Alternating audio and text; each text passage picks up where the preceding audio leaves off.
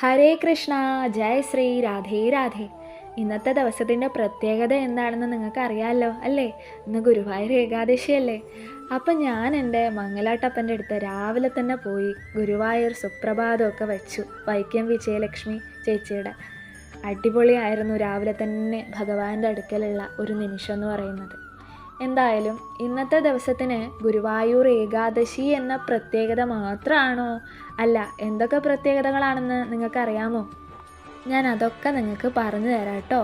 മോക്ഷദാ ഏകാദശി എന്നും അറിയപ്പെടുന്നുണ്ട് അല്ലേ ഗുരുവായൂർ ഏകാദശി. അതുകൂടാണ്ട് ക്ഷീരസാഗരത്തിൽ അനന്തശായിയായി പള്ളി കൊള്ളുന്ന ഭഗവാൻ യോഗനിദ്രയിൽ നിന്നുണർന്ന് ലക്ഷ്മി ദേവിയോടുകൂടി ലോകത്തെ മുഴുവൻ അനുഗ്രഹിക്കുന്ന മഹാപുണ്യദിനമാണ് ഇന്ന്. അതുപോലെ ഭഗവത്ഗീത അർജുനന് ഭഗവാൻ ഉപദേശിച്ച മഹാപുണ്യദിനം. പിന്നെ ദേവേന്ദ്രൻ സുരഭിയുമായി വൃന്ദാവനത്തിലെത്തി ഭഗവാനെ വന്ദിച്ചതും സുരഭി പാൽ ചുരത്തി ഗോവിന്ദാഭിഷേകം നടത്തിയ മഹാപുണ്യദിനം. അദ്വൈതാചാര്യനും ശൈവാവതാരവുമായ ആദിശങ്കരാചാര്യർ ഗുരുവായൂർ ക്ഷേത്രത്തിലെത്തി പൂജാതി കർമ്മങ്ങൾ ഇന്നു കാണുന്ന വിധം ചിട്ടപ്പെടുത്തിയ മഹാപുണ്യദിനം.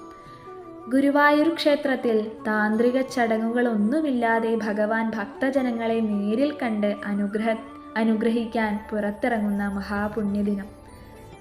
പിന്നെ ഭക്തോത്തമന്മാരായ മേൽപ്പത്തൂർ ഭട്ടതിരിപ്പാട്, പൂന്താനം, ശ്രീ ശങ്കരാചാര്യ സ്വാമിമാർ, കുറൂരമ്മ, വില്വ